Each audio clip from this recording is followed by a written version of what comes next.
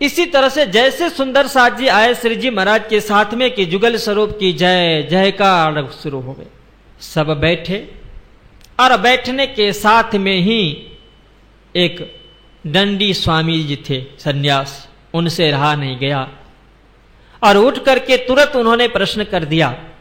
जैसे श्री जी महाराज बैठे कि श्री जी महाराज से कहते हैं कि भाई आप तो बहुत बड़े पाखंडी दिख रहे हो, पाखंडी। स्वागत किया। हर तरह के लोग होते, उसमें से कुछ लोगों ने उठ करके कहा कि भाई ये क्या कर रहे हो, ये कोई सभ्यता की बात तो नहीं है कि कोई यहां अपने यहां अतिथि बनकर के आए हो, शास्त्रार्थ होने की यहां पे समय आ चुका है और आप इस तरह की बात करते हो। श्री जी महाराज ने कहा कि भाई कोई गलत नहीं कहा, इन्होंने जो भी कुछ कहा वह बिल्कुल सत्य है, बिल्कुल सत्य कि मैं पाखंडी हूं। और इसके बाद श्री जी महाराज कहते हैं कि आप सब विद्वान जानते, ये जो पूरे पृथ्वी है ना मृत्युलोक, हम लोग तो ऐसे ही आरती करते हैं कि भाई नैरे नवो खंडो आरती, 9 खंड में श्री जी महाराज ने कहा कि ये पूरे धरातल ये 9 खंड का है। इस 9 खंड में से मैं पाखंडी हूं। पाखंडी का उन्होंने अर्थ किया कि पाव खंड में हम रहने वाले हैं और आप 9.25 खंड में रहने वाले हो।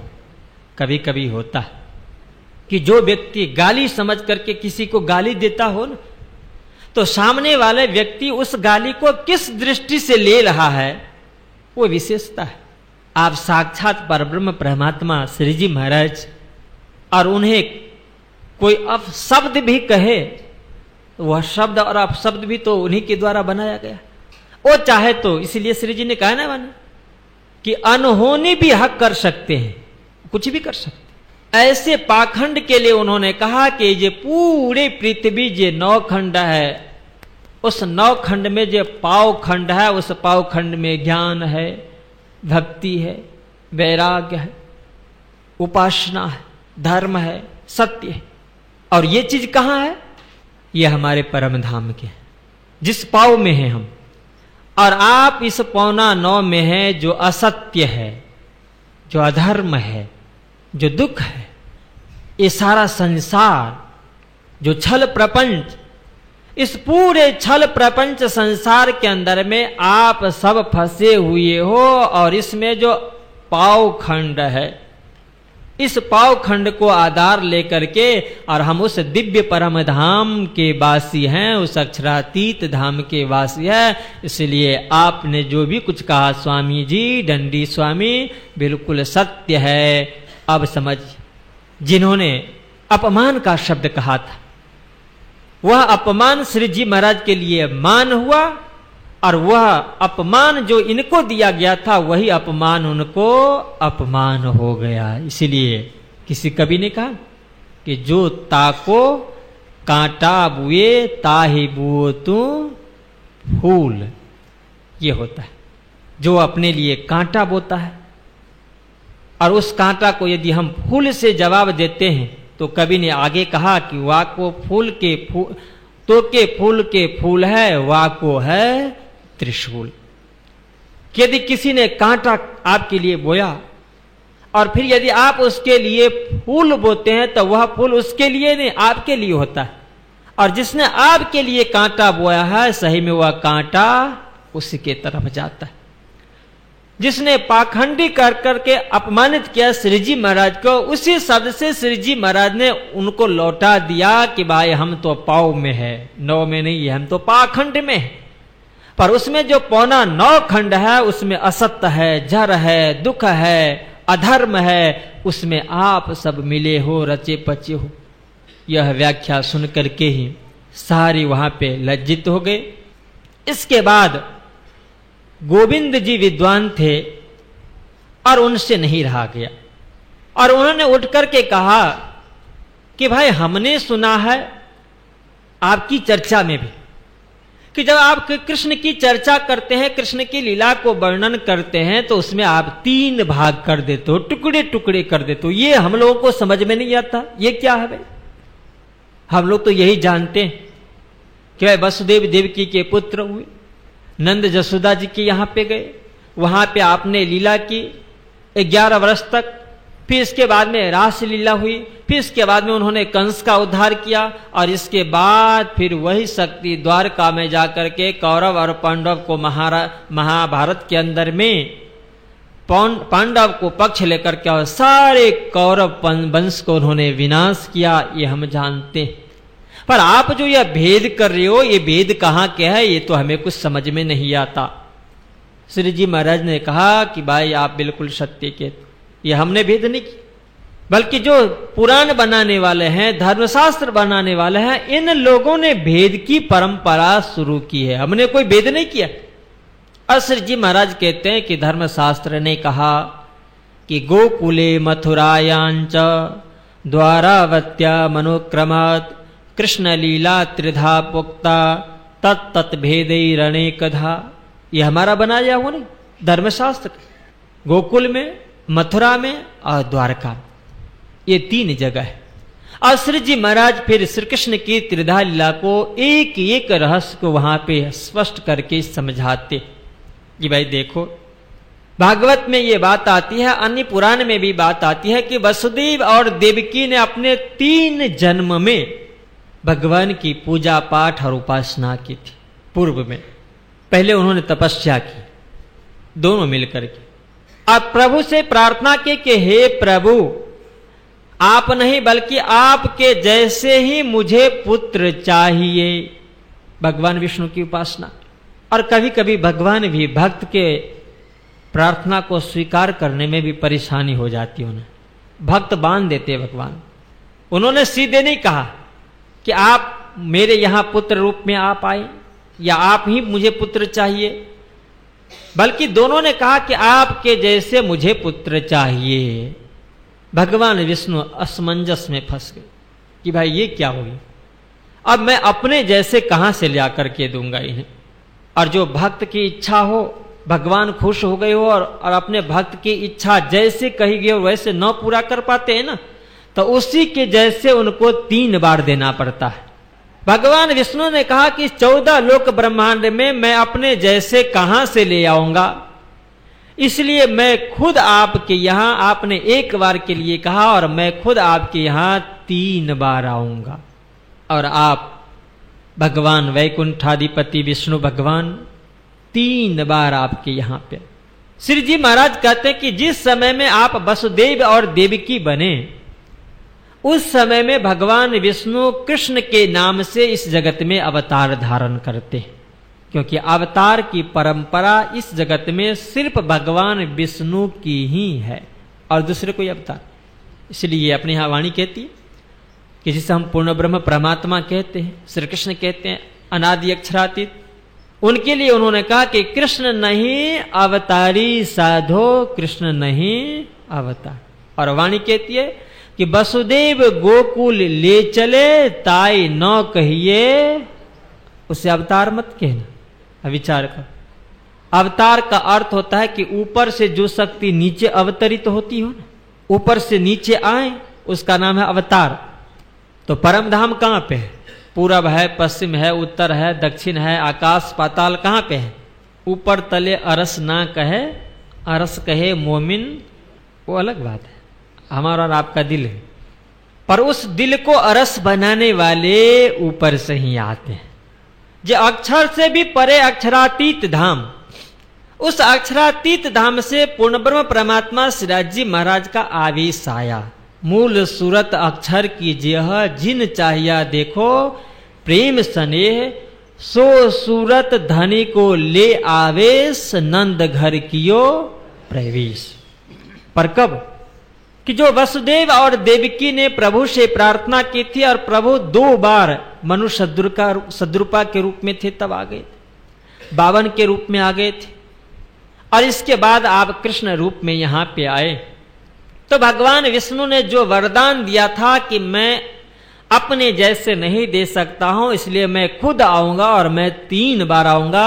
और वसुदेव देवकी जिस जन्म का नाम है, उस जन्म में वसुदेव जी के मन के द्वारा देवकी के गर्भ में स्थापित होकर के, और इसके बाद में स्वयं परमात्मा भगवान वैकुंठाधिपति श्री हरि विष्णु प्रकट होते हैं शंख चक्र गदा और पद्म लेके, चारों हाथ में चारों आयुध लेके प्रकट हुए। वसुदेव देवकी जब उस रूप को देखे घबरा गए और उन्होंने हाथ जोड़ करके प्रार्थना की कि प्रभु इस रूप को आप छुपा लीजिए, कंस तो इस आप ही का प्रतीक्षा कर रहे। उसे नारद ने आकर के कह दिया कि इस वसुदेव देवकी के 8वां पुत्र वो आपका काल होगा, इसलिए 6 पुत्र को तो उन्होंने मार दिया। क्योंकि फिर उन्होंने उल्टे सीधे पढ़ा के चले गए कि भाई 8वें की प्रतीक्षा में 8 तो कोई भी हो सकता है, इसलिए 8 नींबू रख दिया और गोल रख दिया फिर आके 1 2 3 4 5 6 7 8, फिर इसके बाद में 1 हटा करके गिनते हैं तो दूसरा 8 होता। नारद जी ने ऐसे पाठ पढ़ा दिए कंस को कि हर नींबू 8वां नींबू हो जाता है। इसलिए शास्त्र ने कहा कि विनाश काले विपरीत, बुद्धि भी भ्रष्ट हो जाती, उसे पता नहीं। नारद ने पाठ पढ़ा दिया क्योंकि नारद को भी बहुत जल्दीबाजी है कि कब यहां पे भगवान प्रकट हो और मैं दर्शन करो। पर स्वार्थी कितने देवता अपने पाप नहीं करेंगे, दूसरे से पाप करवा करके और इसके बाद में भगवान को प्रकट करवा रहे।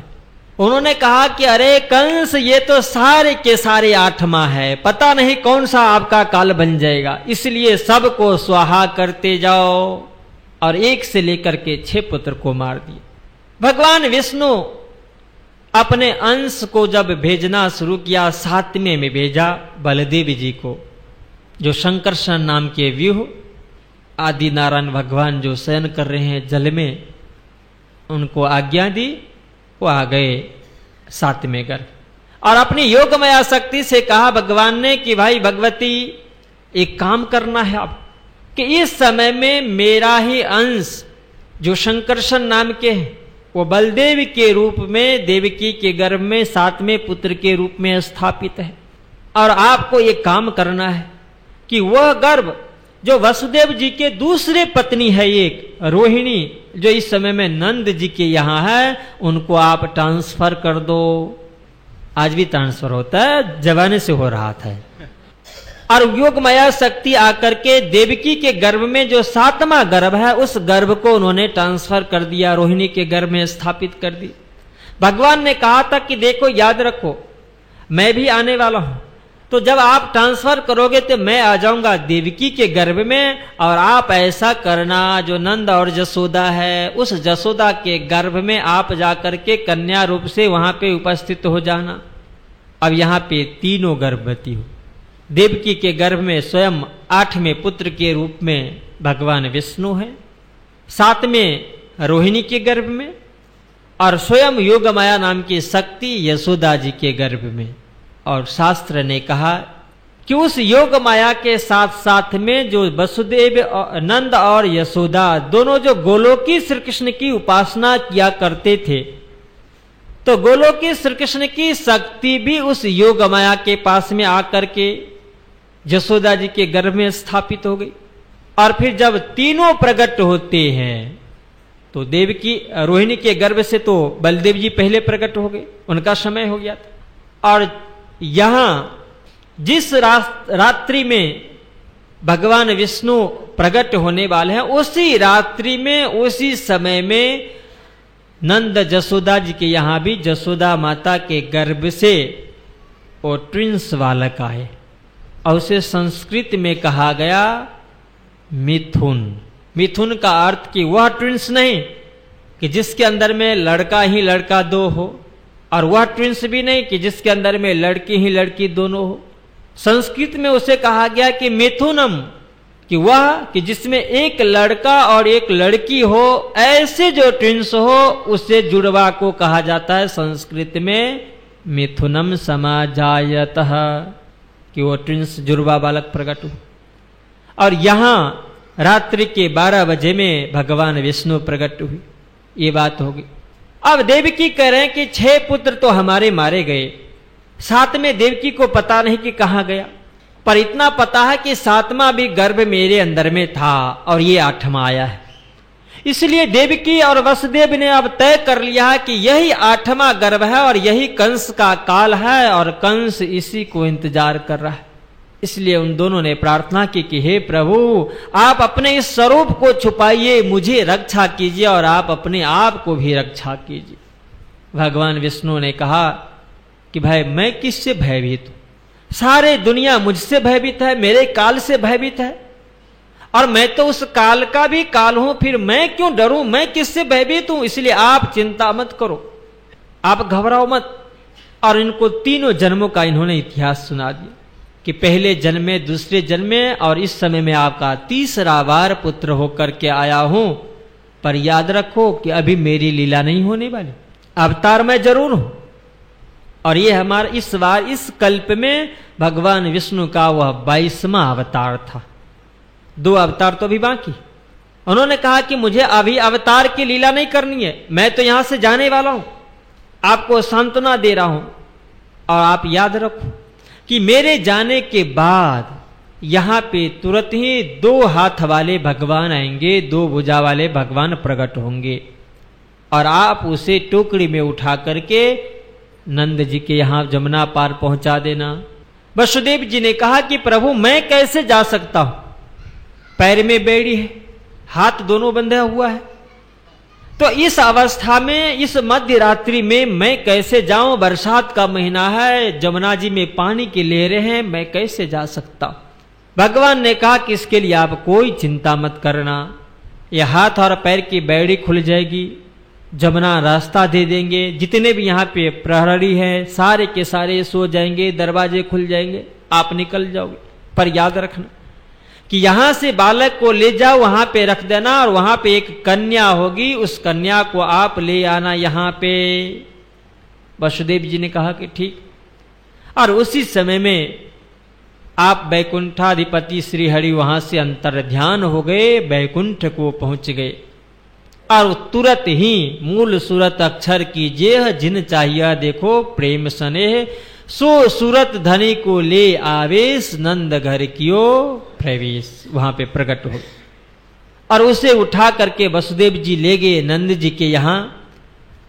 और वहां जैसे उन्होंने रखा कि जसोदा जी के पास में जो दूसरा एक कृष्ण था वह दोनों एक हो गए। यहां पे अक्षरातीत का आवेश अक्षर की सुरता के साथ। और बैकुंठ जो कृष्ण गए थे, बैकुंठ के भगवान श्री हरि विष्णु, उनमें से एक अंश भी इनके साथ समा गया। और वहां गोलोक की श्री कृष्ण जो प्रकट हुए हैं, ये दोनों स्वरूप एक हो गए। इसलिए एक ही शरीर के अंदर में 3 शक्ति 3 जगह का हो गई। और वसुदेव जी वहां से कन्या को लेकर के वापस जैसे ही कंस के जेल में आपने प्रवेश किया, दरवाजा बंद हो गया, इनके हाथ और पैर में बेड़ी पड़ गई और जो कन्या थी वो रोना शुरू कर दी। महामाया, क्योंकि बालक जन्म लेता है ना तो रोता है, और संत कहते कि वो रोता नहीं, कि जब माता के गर्भ में रहता है ना तो शास्त्र कहते हैं कि उस बालक को बहुत ही जन्म दुख होता है, बहुत दुख होता है, जन्म लेते समय और मृत्यु के समय। तो जिस समय में वो रोता है गर्भ के अंदर में, तो परमात्मा उनको रक्षा करते, कहते कि अमृत पान करा देते। और जब बाहर निकलता है तो फिर उससे दूर हो जाता है परमात्मा से, तो उस परमात्मा वो दर्शन देते हैं, उनको दिखता है। संत का एक चिंतन है सिर्फ। उस समय जब वो रोते हैं तो संत कहते हैं कि वो कन्या या बालक रोता नहीं है, उनको जो दिख रहा है वह परमात्मा जो गर्भ में दर्शन दे रहे थे, जो गर्भ में रक्षा कर रहे थे, वही दिखता है। तो अब उनसे कहते हैं कि कहां कहां कहां कहां, रोता नहीं है, क्योंकि उनको अपना मिल गया ना, उस समय कोई मिला था। अब माता पिता मिल गए, परिवार मिल गए, समाज मिल गए, इसलिए कह रहे कि यहां तो अब मुझे बहुत आनंद है, बहुत आनंद है, बहुत आनंद है, रोता नहीं। यदि वो रोता ना तो परिवार के लोगों को रोना चाहिए, पर परिवार वाले कोई रोते हैं क्या? इसलिए कबीर की साखी है कि कबीरा जब तुम आए जगत में, कैसे है, जग हंसे तुम रोई, पर आगे कहते कि ऐसे करनी कर चलो कि तुम हंसो जग रोए। कि इस संसार में जब भी कोई आता है तो वो बेचारा रोता है, और जिसकी यहां आया है वो मिठाइयां बांटते हैं, बर्थडे मनाते हैं, खूब खुशहाली। इसीलिए लोगों ने कल्पना करके कहा कि आने वाले मेहमान कभी रोते नहीं है, वो हंसते हैं, और इसलिए सबको हंसाते।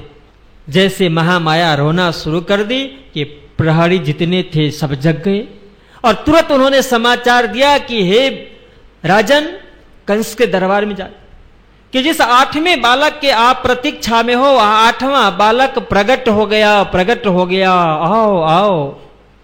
वहां जैसे आता है कंस देखता है, अब उसे तो एक भय है, दिख रहा है सिर्फ वही काल, कृष्ण दिख रहा है कि वो हमारा मृत्यु है, वो काल है, नींद नहीं आती। और जब नजदीक में गए, देवकी ने उसे पकड़ के गोद में रख कि कहीं ऐसा न हो कंस आए और इसे भी छीन के ले जाए और इसकी भी हत्या कर दीजिए। कंस आया, अपने बहन के गोद में देखा, देख करके कुछ दया तो आई, पर अपनी मृत्यु के सामने में किसी के प्रति किसी को दया नहीं आती। कंस को लगा कि ये तो हमारे काल है, हमारी मृत्यु है, यदि यह बच गया तो फिर मैं मरा। इसलिए अपने बहन के गोद से उस बालिका को ले लिया और देखा तो आश्चर्यचकित होकर कि अरे ये क्या। और इसके बाद में कंस हंस रहा है, खूब हंस रहा है कि मैं इतना बड़ा वीर कि जिससे भगवान भी डर गए। जो बालक आना था वह बालक रूप में ना आकर के बालिका के रूप में आया, कन्या के रूप में आया, ये भी डर गए और खिलखिला के हंस रहा है। उस बालिका को हाथ में लिए और जिस पत्थर पे पटक करके उन 6 भाइयों को मार डाला था, उसी पत्थर के पास में गए और भगवान को भी, उन्हें भी हंसते हुए संबोधन करके कहता है कि अरे भगवान, आप भी डर गए, मुझ कंस से आना था आपको बालक बन करके और आप आयो बालिका बन करके। खैर जो भी हो, मुझे पता है कि आप छलिया हो न हो कहीं नारद कहा हो बालक, आप बालिका बन करके आयो, पर हो सकता है कि आप ही मेरा काल हो तो। और उस बालिका का दोनों पांव पकड़ करके और जैसे जोर से पछाड़ते हैं, वो बालिका हाथ से छूट जाती है, आकाश में चली जाती है और अष्टभुजा में वहां पे भयंकर रूप धारण करके और इसके बाद में कंस को संबोधन करती है कि अरे दुष्ट कंस, तू मुझे मार रहा, अरे तेरा काल तो इस ब्रज के 84 कोस में ही आज ही कहीं नहीं कहीं प्रकट हो चुका है, और तू क्या मुझे मारेगा। कंस आकाश के तरफ में देख करके उस देवी को देख करके भयभीत हो गया, डर गया। कंस विचारने लगा कि अरे ये क्या हुआ मेरे साथ में छल। एक तो 8वें गर्भ से कन्या आई और ये कन्या कह रहे हैं कि यहां नहीं, वह ब्रज के 84 कोस में ही कहीं जन्म लिया है। कंस बहुत भयभीत, और कंस को नींद नहीं आ रही है। और उस कंस ने तुरंत ही अपने राज दरबार में जाकर के सभी को आदेश दिया कि देखो जितने भी नवजात शिशु हो, उन सारे नवजात शिशु को मार डालो, उसमें से न जाने कौन मेरा काल होगा। और कंस के दूत निकल गए, ब्रज के 84 कोस में जहां तहां गए, जो भी मिला सबको मारते जाते और अधिक पाप बढ़ रहा है। श्री जी महाराज कहते हैं कि यह जो एक कृष्ण जो वसुदेव देवकी के यहां से गोकुल में नंद और जसोदा के यहां गए, और उसी में जो कंस का भी काल छुपा हुआ, और वह होगा कंस का काल गोलोकी श्री कृष्ण, और जिसे वसुदेव जी ले गए हैं। श्री जी ने कहा कि वसुदेव गोकुल ले चले ताई न कहिए अवतार, वो अवतार नहीं है, अवतरित हुए पर अवतार नहीं, क्योंकि अवतार की अलग व्याख्या कि इस जगत के अंदर में परमात्मा अवतार लेते हैं तो अवतार लेने के बाद उनको कुछ ना कुछ काम करना पड़ता है।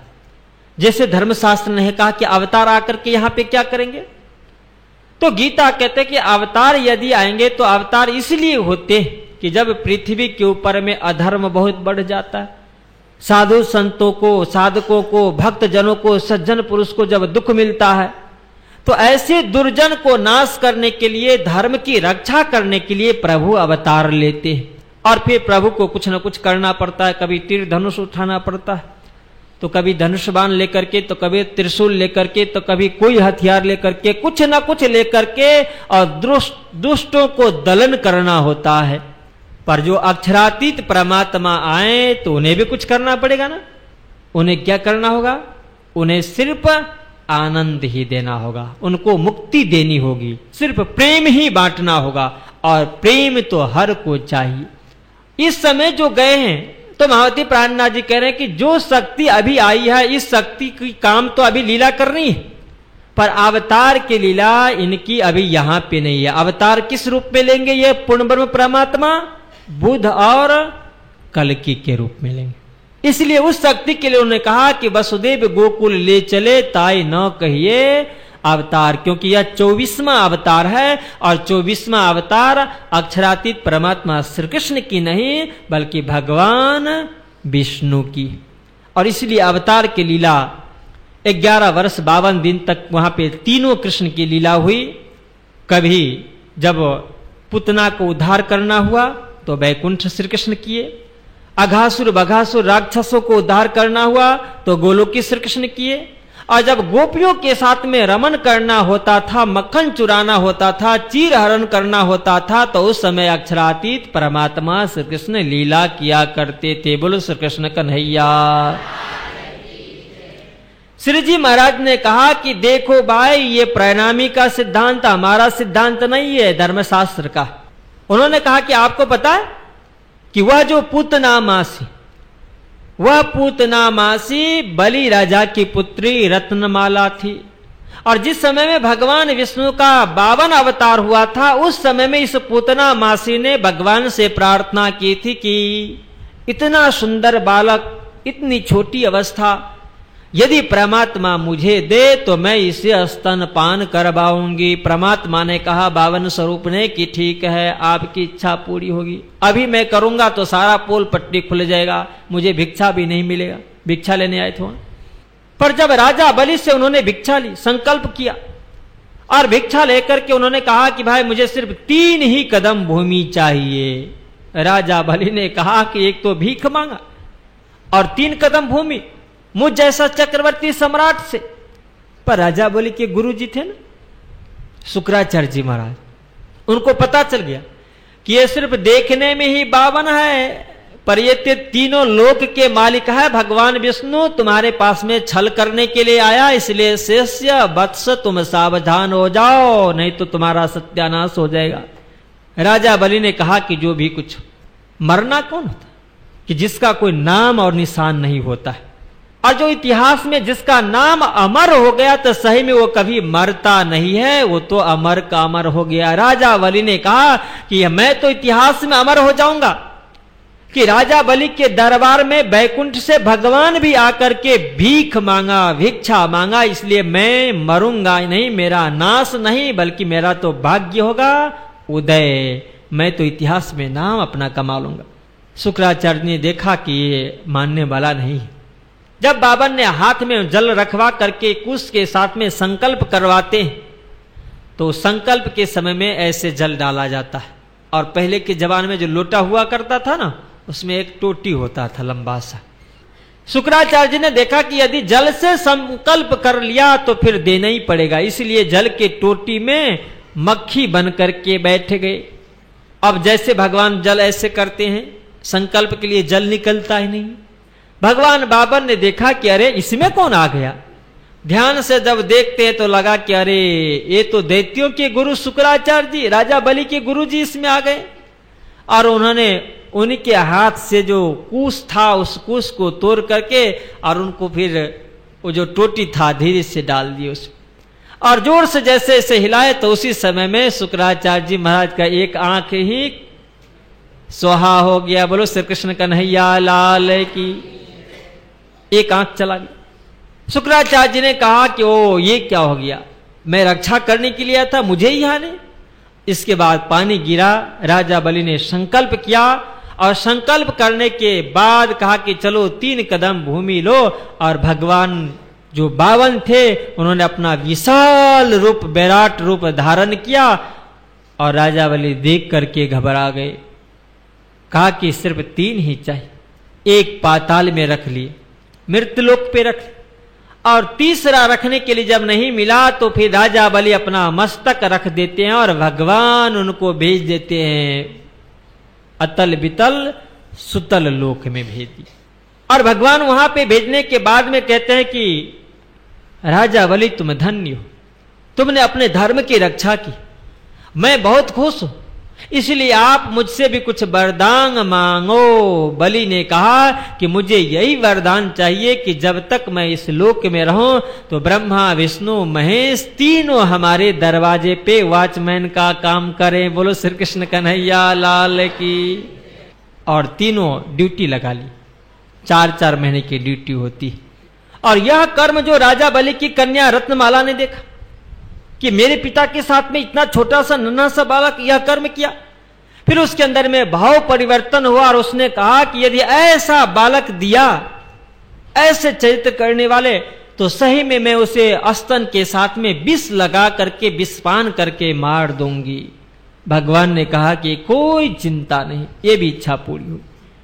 श्री जी महाराज कहते हैं कि जिस समय में भगवान श्री कृष्ण को ब्रज में सिर्फ 6 दिन ही हुआ था और उसी समय में पूतना मासी बन करके पहुंच गई वही रत्नमाला जो राजा बलि की पुत्री।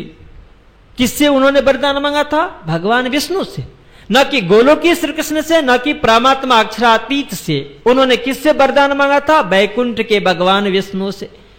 श्री जी महाराज कहते कि देखो कृष्ण, हमारे यहां जो सिद्धांत है कि कृष्ण कृष्ण सब कोई कहे, भेद न जाने कोई, नाम एक विध है सही पर लीला त्रिविध हो। एक नाम, एक है स्वरूप, पर एक नाम एक स्वरूप के अंदर में 3 जगह से 3 शक्ति आकर के बैठी है, तीनों के अलग अलग काम है। श्री जी ने कहा कि जिस समय श्री कृष्ण का सिर्फ 6 दिन हुआ था, वहां जो पूतना आई थी, उस पूतना को स्तन पान करने वाले गोलोकी श्री कृष्ण नहीं है, अक्षरातीत श्री कृष्ण नहीं है, बल्कि जिस श्री कृष्ण ने वरदान दिया था 52 अवतार में, वही भगवान विष्णु आकर के उनके स्तनपान किए और पूतना का उद्धार किया। और इसके बाद में जो राक्षसों का उद्धार हुआ था, तो सारे धर्मशास्त्र कहते हैं कि यह जो पूरा ब्रज के 84 कोष ब्रज मंडल, उसमें सारा का सारा गोलोक धाम से सब सामग्री का अवतरण हुआ है। सब कुछ वहां से आए, जमुना भी वहां से आए, गोपी भी, गोप भी, गाय भी, बछड़े भी, सब वहां से आए। और इसके बाद जितने भी राक्षस है, वह सारे के सारे राक्षस भी उसी गोलोक धाम के हैं, और ये कंस भी उसी गोलोक धाम के हैं। और इसी गोलोक धाम के श्री कृष्ण आकर के इन सबों को उद्धार करके इनके साथ लीला करके इनको गोलोक धाम में ले जाएंगे। और आप याद रखो कि भागवत ने भी कहा, जो हम लोग भी कहते कि सुख व्यास कहे भागवत में, प्रेम न त्रिगुण पास, प्रेम बसे ब्रह्म सृष्ट में, जो खेले स्वरूप ब्रज रास। 9 धा से न्यारा कहे, 14 भवन में ना, सो प्रेम कहां से पाइए जो वसत गोपियों।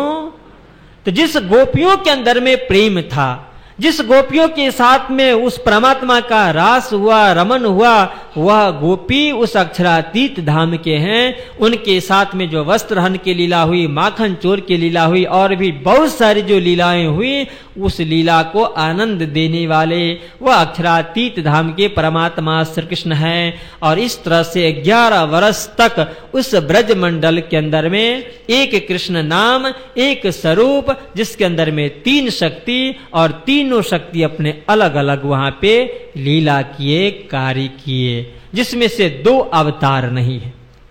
और 11 वर्ष 52 दिन तक धर्मशास्त्र कहते हैं कि उस समय कोई भी अवतार की लीला नहीं हुई, सिर्फ साक्षी की लीला। जैसे योगमाया ब्रह्मांड में रासलीला हुई, रासलीला के बाद में 7 दिन गोकुल, 4 दिन में मथुरा की लीला होती है। उसमें जो कंस का उद्धार किया जाता है, तो वह कंस के उद्धार करने वाले हे गोविंद भट्ट जी, वह है गोलोक धाम के श्री कृष्ण, उनको उद्धार कर दिया गया। और जैसे जमुना स्नान करने के बाद श्री कृष्ण ने नंद जी को अपना वस्त्र उतार के दिए, मकुट उतार के दिए। उसी समय में गोलोक की श्री कृष्ण की जो शक्ति थी वह निकल करके और गोपियों के हृदय में जा करके छुप के बैठ गई, और इसीलिए गोपियां निश्चिंत है। 1 बरस तक इसके बाद वह भगवान विष्णु का अंश साधारण भेष में रह रहे हैं उसी मथुरा के अंदर। और जब कंस की रानी 1 वर्ष के बाद अपने पिताश्री के पास गए पाटलिपुत्र पटना, और जरासंध उनके पिता, उनसे उन्होंने कहा कि पिताश्री हमारे पतिदेव का तो हत्या कर दी गई, मृत्यु उनकी हो गई। जरासंध ने कहा कि बेटी कौन है वह, और उसने कहा कि उस मथुरा के अंदर में, गोकुल के अंदर में रहने वाले नंद जसोदा का पुत्र है जिसका नाम कृष्ण, और उसने ऐसा किया।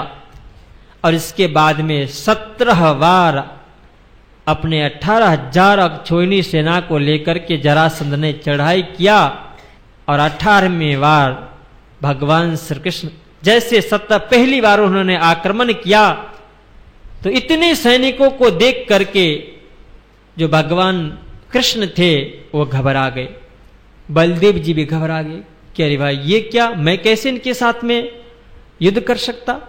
उसी समय में उनको ऐसा स्मरण हुआ कि अरे मैं तो भगवान विष्णु का अवतार हूं। इतना याद आया कि श्रीमद् भागवत शास्त्र कहते हैं कि बैकुंठ से 2 रथ सुसज्जित होकर के आ गए, और भगवान विष्णु की सारी शक्ति खाली हो गई। बैकुंठ 112 वर्ष तक अब खाली रहते। 2 रथ आ गए, एक रथ पे बलदेव जी और दूसरे रथ पे भगवान श्री कृष्ण शंख चक्र गदा और पद्म 4 भुजा होकर के सवार हो गए। और फिर इसके बाद में युद्ध हुआ। 17 बार हार गए जरासंध।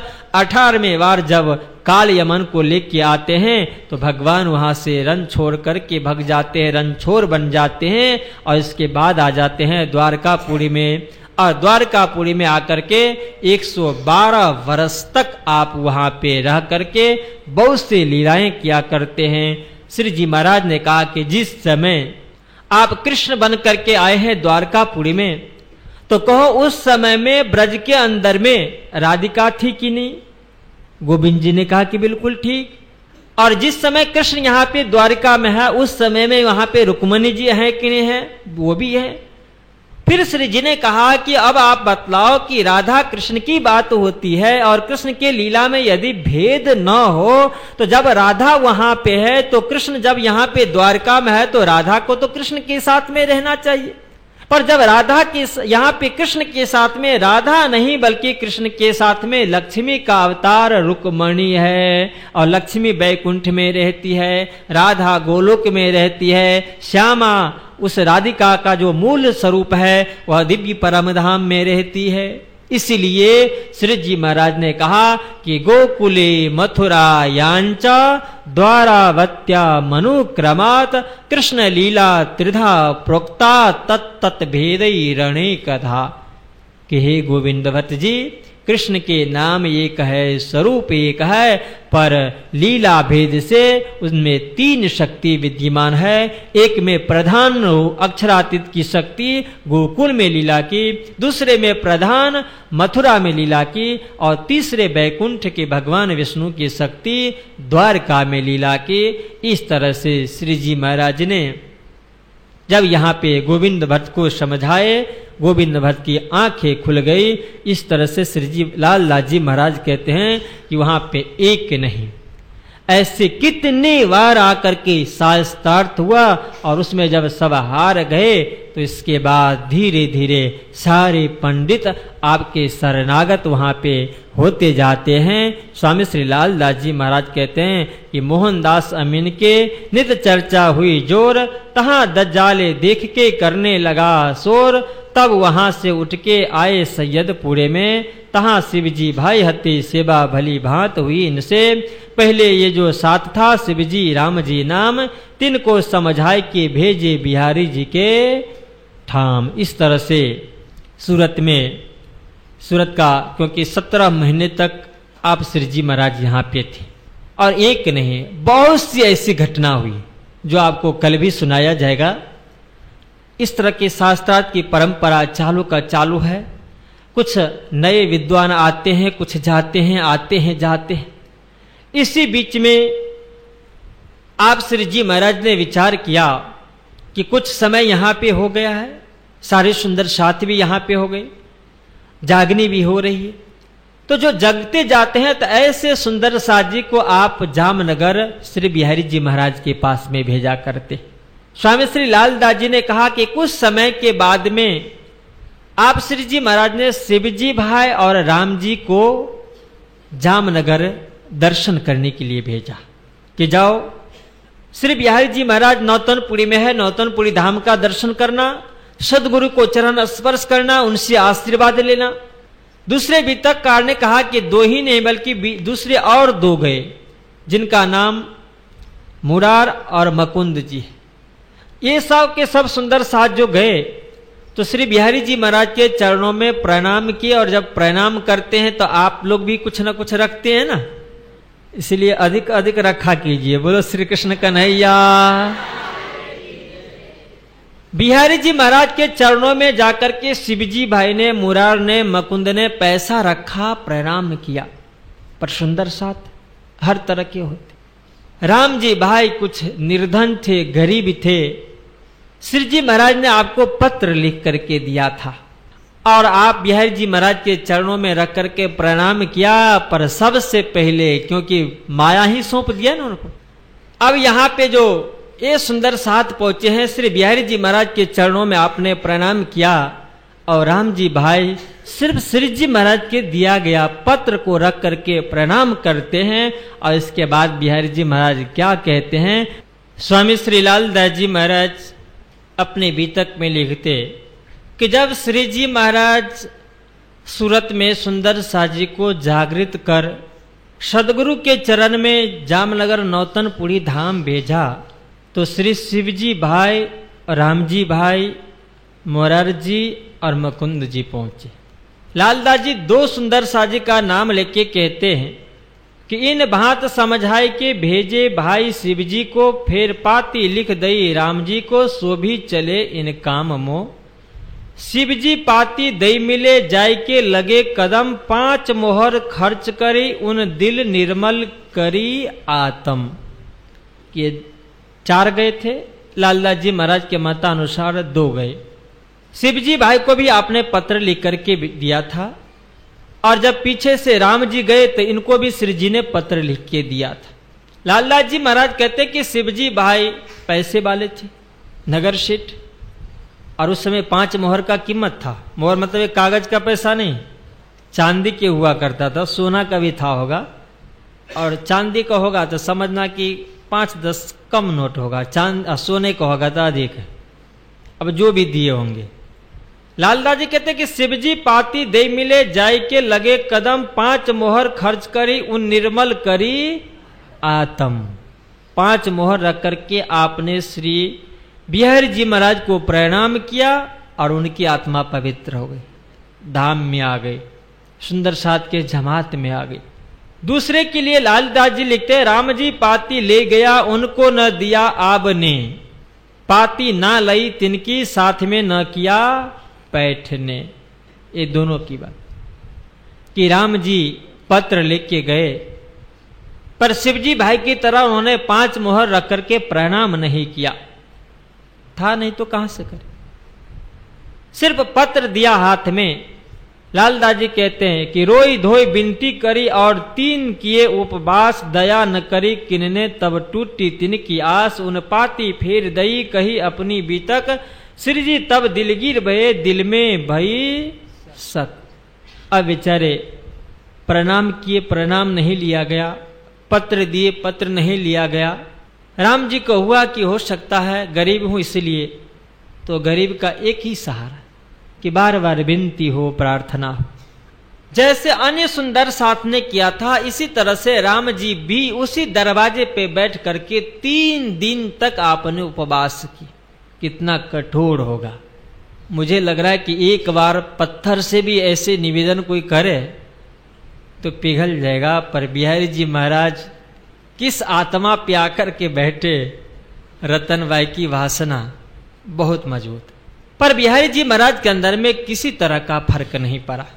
और इसके बाद वो उल्टा सोचना शुरू कर दिए कि देखो राम जी आया, मैं उसका पत्र नहीं लिया, सुंदर साथ में बैठने नहीं दिया, और इसके बाद में सूरत में गया तो फिर मेहरा ठाकुर ने उसे अपना लिया।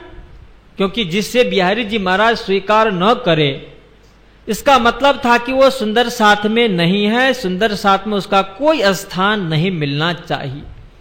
वापस आ गए श्री जी महाराज। जब पत्र वापस कर दिया गया, प्रणाम नहीं लिया गया, सुंदर साथ में नहीं बैठने दिया गया, ये सब सुन करके और आपको बहुत दुख हुआ, बहुत दुख हुआ। और जो नलिया बंदर में बिहारी जी महाराज के प्रति शंका उत्पन्न हुई थी, वही शंका फिर सूरत में इनको हुआ। सोच, और उधर वो भी सोचते। लालदास जी कहते हैं कि रहे धारा श्री जी के संग, सो बिहारी जी सुनिया मजकूर, कही जिनको हम निकालत ताइये, ना करत क्यों ये दूर। ये भी समाचार उनको मिल गया कि ये तो अभी हाल में ही गया है राम जी, जिसको मैंने सुंदर साथ में नहीं रखा।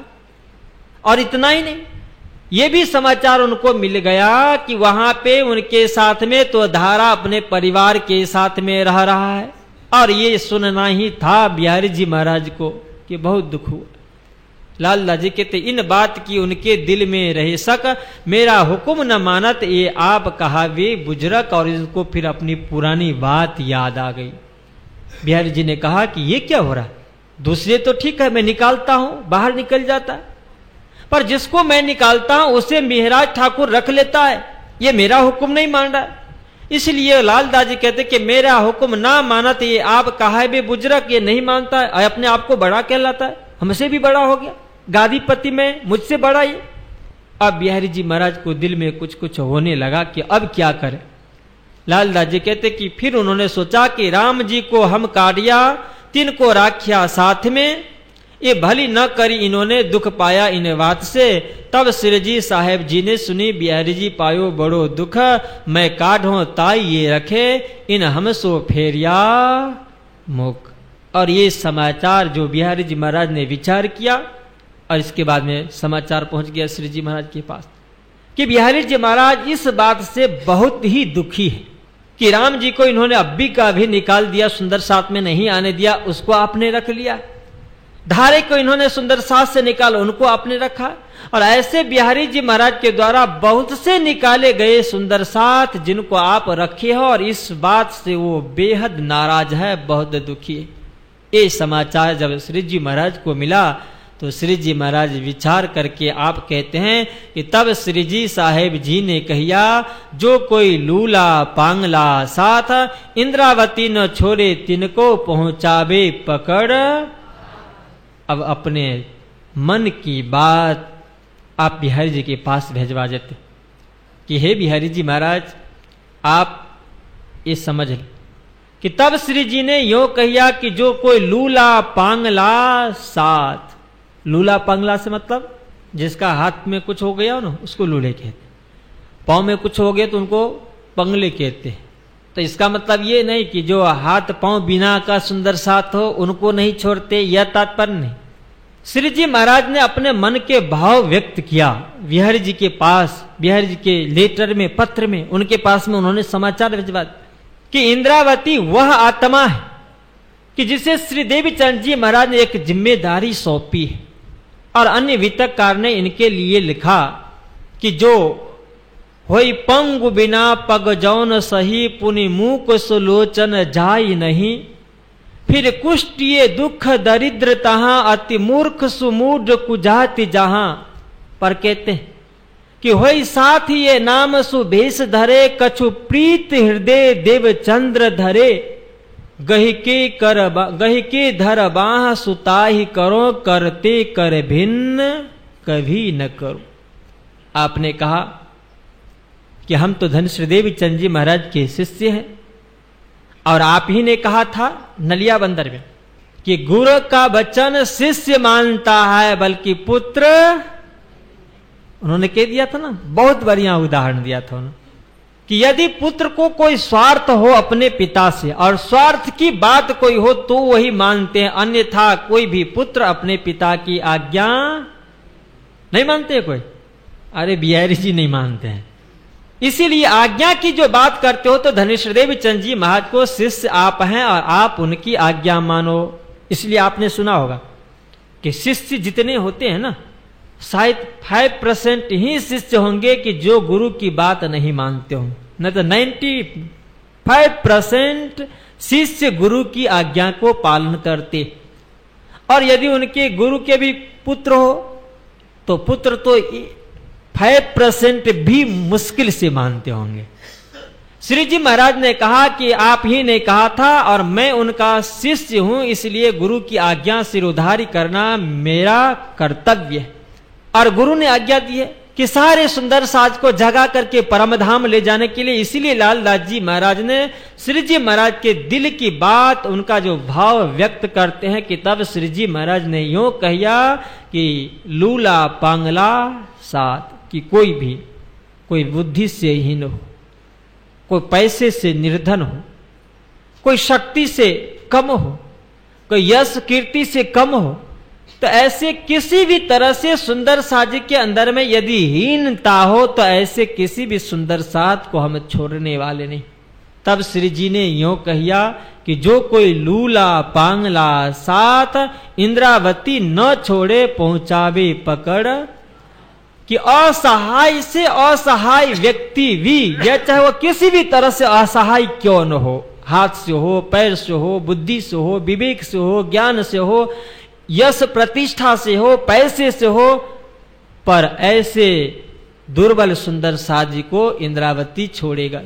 इंद्रावती ऐसे सुंदर साजी को भी सहारा बन करके उनके हाथ को थाम करके और उनको परमधाम पहुंचाएंगे। बोलो श्री प्राणनाथ प्यारे की जय। दूसरे बीतकार ने कहा कि उन्होंने यह भाव व्यक्त किया कि यदि वो सुंदर साथ हो और देवीचंद जी महाराज के प्रति थोड़ी सी भी यदि प्रीति है, थोड़ा सा भी देवीचंद जी महाराज के चरणों में यदि प्रेम और प्यार है, तो उसे मेरा ठाकुर कभी भी अपने से अलग नहीं करेगा।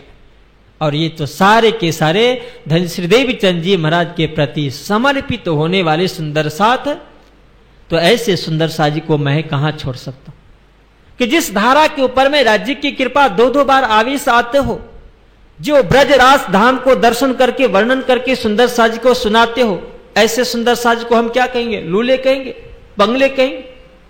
धन की कितनी बड़ी कृपा, ऐसे को कहां छोड़े। और ऐसे जो राम जी जो इतने श्रद्धावान हो करके गए थे, सिर्फ इन्होंने पैसे रख करके प्रणाम नहीं किया था। इस दुनिया के अंदर में पैसे की पूजा, पैसा की प्रतिष्ठा, पैसे को देख करके सुंदर साथ बनाया जाता है। श्री जी महाराज को दिल में बहुत ही ग्लानि हुई और आपको फिर से वह शंका आ गई कि मैं जो बार बार अपने दिल को समझा लेता हूं कि नहीं नहीं, वह सदगुरु के पुत्र हैं, वह हमारे नौतनपुरी धाम है, गुरु जी बैठे हुए गादी पे, गुरु जी उनके अंदर में है। यदि उनके अंदर में है तो फिर ऐसे सुंदर साजी को क्यों ठुकराया जा रहा है? इसलिए फिर से उनको शंका हो गई और श्री जी महाराज कहते हैं कि हम तो किसी भी को छोड़ने वाले नहीं हैं। इसी समय में इन समय गोवर्धन आया आवासी बंदर से, सो भी आई के इत रहिया भेला साथ में। संयोग से ऐसा हुआ कि जो श्री जी महाराज 17 महीने तक आप सूरत में रह रहे हैं, बीच में इस तरह की घटनाएं घटती जा रही है और जैसे जैसे सुंदर साजी को पता चलता जा रहा है कि आप सूरत में हैं, इतने दिन से रह रहे हैं और सूरत में इतने विद्वानों के साथ में शास्त्रार्थ हुआ, सारे के सारे विद्वान अपने धर्म में संप्रदाय में आते जा रहे हैं, तो जो जो बाहर के सुंदर साजी सुनते हैं, धीरे धीरे धीरे धीरे वह सूरत की ओर आते जाते हैं। और गोवर्धन जो आवासी के रहने वाले थे, उनको जब पता चला कि आप श्री जी महाराज यहाँ पे इतने दिनों तक रहने वाले हैं, तो आप गोवर्धन भी वहाँ आवासी बंदर से आप सूरत में आए। तीन सेवा श्री जी की सिर लई अपने, सब खर्चने लगा साथ में सुफल जन्म करने। और जो सुंदर साजी आते थे, अब यहाँ से ही जब आप 1-2 दिन के अंदर में मजल सुनेंगे कि कैसे समर्पित होकर के सुंदर साज जी और श्री जी महाराज के साथ में चल पड़ते हैं। जो सुंदर साज जी बाहर से आते हैं तो अपने घर में जो भी कुछ राज्य के कृपा से धन संपत्ति है सब कुछ लेकर के आप चल पड़े हैं कि श्री जी के साथ में इतने सुंदर साथ हैं, जहां जहां जाएं वहां पे सुंदर साज जी को इस संपत्ति से सेवा होगी, सुंदर साथ में चर्चा हो, आनंद मंगल होगा। इसलिए गोवर्धन भाई भी सब खर्चने लगा साथ में सुफल जन्म करने के। राज्य ने जो कृपा करके ब्रज के रास के बाद इस जागनी ब्रह्मांड में इन्होंने हमें मनुष्य तन दिया है, पुरुष का तन दिया है और साथ में दुनिया की संपत्ति भी दी है। तो इस संपत्ति को श्री जी ने कहा ना कि खोटा साटे साचू जड़ेच, इस बाजार में, इस मार्केट में, बलसार के मार्केट में, कि झूठ के बदले में सही मिलता है।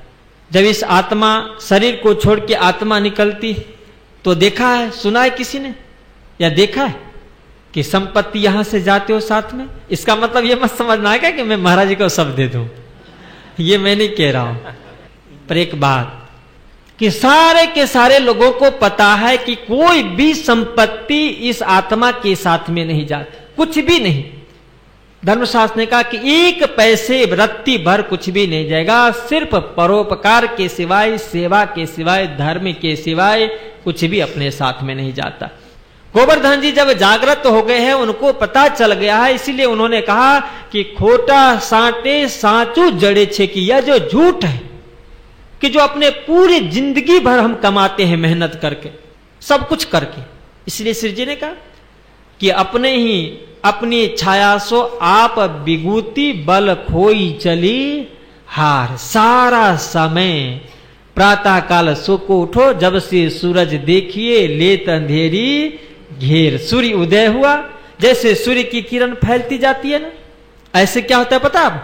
अपना मन भी चारों तरफ दौड़ना शुरू कर देता है कि सो के उठे, सूर्य उदय हुआ, फिर उनको कि जल्दी से नहा धो ले, राज्य का पूजा पाठ कर ले, इसके बाद में ऑफिस जाना होगा, ऑफिस में ये करना है, वो करना है, उसको चेक देना है, उससे चेक लेना है, सारे के सारे काम घर में दिखना शुरू हो जाता है। सूर्य की किरण बढ़ती जाती है और हमारी अपेक्षाएं भी फैलती जाती, और जैसे सूर्य की किरण धीरे धीरे सिमटती जाती है ना, वैसे वैसे हमारा मन मस्तिष्क विचार भी धीरे धीरे, और जैसे सूर्य अस्त हुआ तो हमारा सारा का सारा विचार भी समाप्त हो जाता है, और रात में भोजन करते हैं, टीवी देखते हैं, और फिर इसके बाद नहीं करते हैं ऐसा। बोलो श्री कृष्ण कन्हैया। गोवर्धन जी को हुआ कि अपने जिंदगी में जो भी कुछ राज्य ने यह माया दी है, और शास्त्र ने कहा कि इस माया को, इस संपत्ति को यदि परोपकार में लगा दिया जाए, धर्म में लगा दिया जाए, तो इस झूठ के बदले में सत्य वस्तु मिलता है। जागृत होने पे पता चला। इसलिए गोवर्धन जी के पास में जो भी कुछ था वो सब लेकर के सूरत में आए। लाल दास जी महाराज कहते हैं कि वह सुंदर साथ में खर्चा करना शुरू कर दे। शोर परा शहर में चर्चा को आवे खलक, ले दिल में शक आभी कर दीदार होई बेशक। और जैसे विद्वानों के शास्त्र में शास्त्रार्थ होता है, परास्त होते जाते हैं, और ये सूरत में बहुत सारे विद्वान हैं, ये समाचार धीरे धीरे फैलते जाते हैं, धीरे धीरे फैलते जाते हैं। और वैष्णव कुल में इतना हाहाकार मच गया कि वो सब के सब सोचने लगे कि अरे ये हमारे वैष्णव कुल का तो नाश हो गया, हम लोग हार गए, हम लोग की बदनामी, इतने बड़े सारे विद्वान हम लोग, इस तरह का समाचार हो। और जैसे जैसे विद्वान ही हारते हैं, शिष्य बनते जाते हैं, तो शहर में और यह सारा समाचार फैल गया। लालदास जी कहते हैं कि शोर परा शहर में चर्चा को आवे खलक, ले दिल में शक आभी कर दीदार होई बेशक। जैसे श्री जी महाराज के सामने आते हैं और आपके मुखारविंद से बरसती हुई वह रस की धारा चर्चा के माध्यम से जैसे आप सुनते हैं, रस को पान करते हैं, तो श्री लालदास जी कहते हैं कि स्वरूप के सामने आए जिनके हृदय में स्वयं परमात्मा हो। और ऐसे हृदय के सामने, ऐसे स्वरूप के सामने यदि कोई भी सात्विक विचारधारा के साधक आए तो कितनी शांति मिलेगी। सिर्फ दर्शन करने मात्र से ही ठंडे पड़ जाते, शांत हो जाते, खुश हो जाते। प्रभु का दर्शन हो जिस हृदय में प्रभु हो, और ऐसे हृदय के स्वरूप को दर्शन करें तो सही में धन्य हो जाता। इसीलिए लोगों ने पहले कहा कि भाई उनके शास्त्र में शास्त्रार्थ, वो तो परब्रह्म है, वो तो अवतारी पुरुष है, उनके साथ में कौन जीत सकता है। सबने पहले से स्वीकार कर लिया था। इसलिए लालदास जी लिखते हैं कि जो शंका लेकर के आते हैं, दर्शन करने के साथ ही बहुत सी शंकाएं अपने आप उनको दूर हो जाता है, शांति मिलती है और आनंद होता है। इसी तरह से कहते कि भीम श्याम भट्ट ने सुनी, करने आए दीदार, चर्चा इत बड़ी भई, इनो किया बड़ा प्यार। इसी परंपरा में भीम भाई आए, श्याम भट्ट आए, ये भी आए तो लालदास जी लिखते कि दीदार करने के लिए आए, क्योंकि पहले से इनको पता चल गया था कि इतने सारे विद्वान हार चुके। जैसे आप श्री जी महाराज के पास में आए और आप चर्चा चालू किए हैं, ये सब वेदांत है।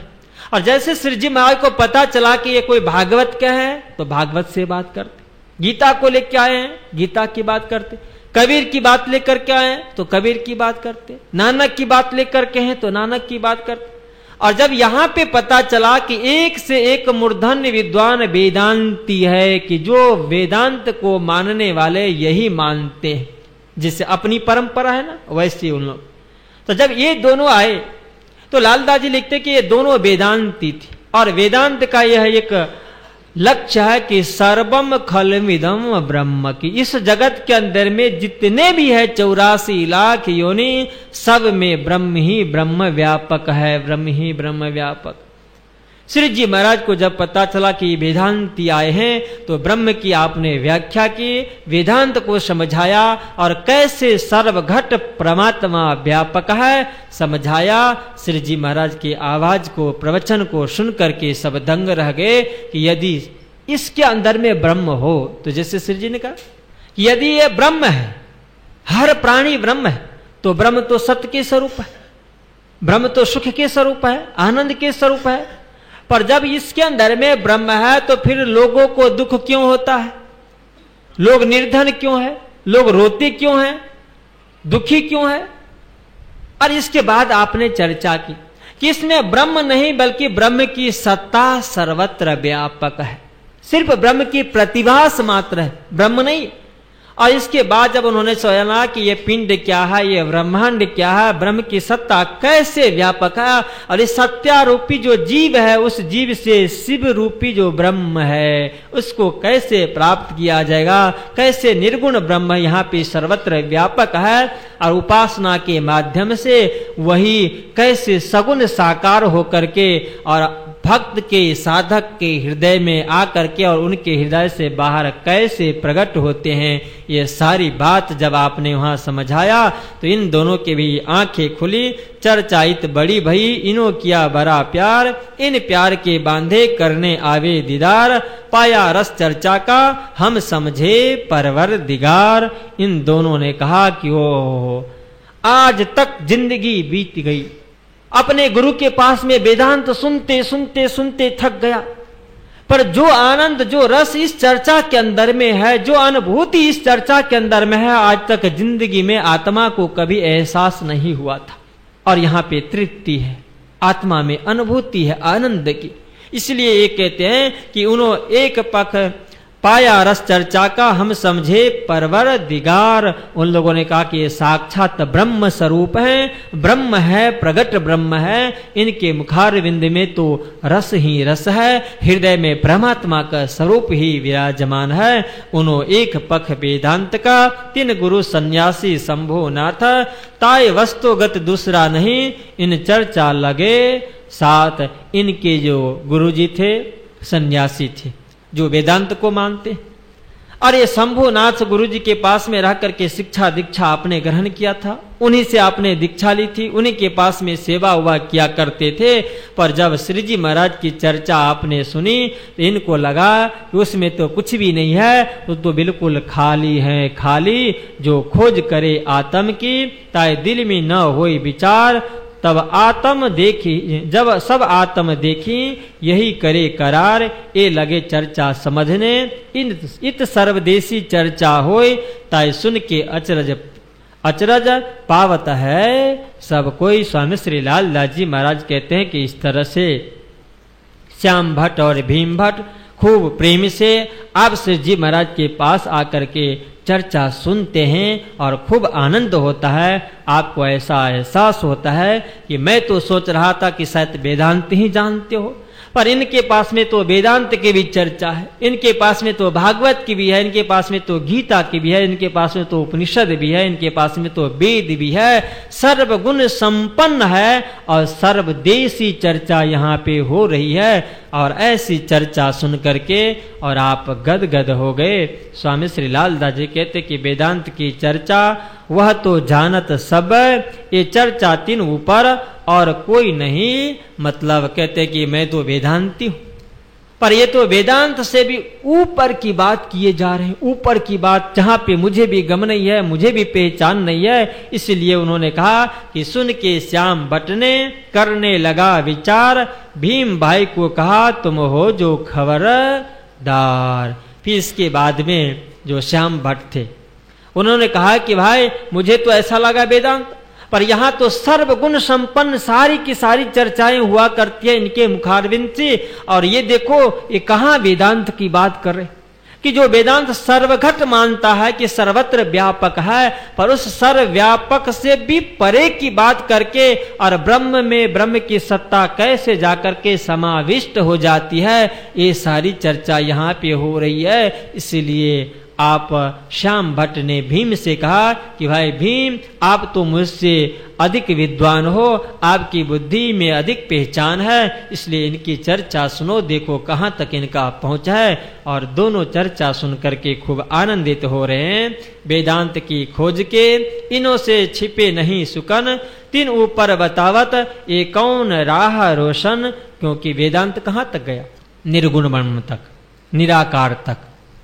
यह जो 7 शून्य है, 14 लोक ब्रह्मांड, अष्टावरण, ज्योति स्वरूप गायत्री, और उसे भी घेर करके जो यह 7 शून्य है, उसी 7 शून्य को वेदांत दिखा देता है कि यह निर्गुण ब्रह्म यहां तक ही है, उससे ऊपर नहीं गया वेदांत। इसलिए श्री जी ने कहा कि जो वेद है, वेद का जो निचोड़ है, वह वेदांत में ऋषियों ने चिंतन करके वर्णन किया। और वेद को निचोड़ जो वेदांत है उसी को अध्ययन करके संत महात्मा उसी में अनुभूति लेते हैं, आत्मा उसी में परमात्मा का अनुभूति करते हैं, उसे शून्य में। और श्री जी महाराज के मुखारविंद से जब चर्चा हुई तो उन्होंने कहा कि यह जो 7 शून्य आपको दिख रहा है, ये जो 7 आकाश से दिख रहा है, यह इस जगत के अंदर में भक्ति करने वाले, साधना करने वाले जो साधक हैं, वो जब निर्गुण ब्रह्म की उपासना करते हैं तो इस संसार के अंदर में से स्थूल शरीर को छोड़ के और सूक्ष्म शरीर को छोड़ करके जो कारण है, उस कारण में इस 7 शून्य में जाकर के वह आत्मा भ्रमण करती रहती है, आनंद लेती रहती है, आनंद लेती रहती है। पर श्री जी ने कहा कि यह जो 7 शून्य आप देख रहे हैं, जहां पे आत्मा आनंद लेती रहती है, पर यह कब तक? कि जब तक महाप्रलय नहीं होता है तब तक। श्री जी ने कहा कि महाप्रलय होने के बाद से जब फिर से सृष्टि होती है तो इस 7 शून्य में रमण करने वाली, आत्मा में अनुभूति करने वाली, आनंद के सुख को अनुभूति करने वाली वह आत्मा पुनः इस जगत के अंदर में अपने कर्म के आधार पे आकर के जन्म ले लेती है। बोलो श्री कृष्ण कन्हैया। इसलिए इस आत्मा को जो कर्म रूपी बंधन से छुटकारा मिल जाना चाहिए और शाश्वत मुक्ति मिल जानी चाहिए, फिर से आवागमन के चक्कर में नहीं पड़ना चाहिए, यह कभी भी इस आत्मा को संभव होता नहीं है। इसीलिए वेदांत के सार तत्व को निचोड़ निकाल करके आप महामती प्राणनाथ जी ने कहा कि वेदांत वह है कि जिसमें इस संसार के अंदर में मनुष्य को जब बुद्धि और ज्ञान मिला है तो उस बुद्धि और ज्ञान के माध्यम से विवेक को जागृत कर और सत्य क्या है, असत्य क्या है, ब्रह्म क्या है, माया क्या है और जीव क्या है, इसके ऊपर में खूब चिंतन करने के बाद वह जो पूर्ण ब्रह्म परमात्मा जो इस सात सुन से भी परे हैं, अक्षर से भी परे अक्षरातीत धाम में है, उनकी उपासना करके और इस जीव को उस परमात्मा में मिला दें, अखंड शाश्वत मुक्ति में अपने आप को समर्पित कर दें, जिससे प्रलय होने के बाद में भी जन्म चक्कर के जन्म और मरण के चक्कर में न आना पड़े।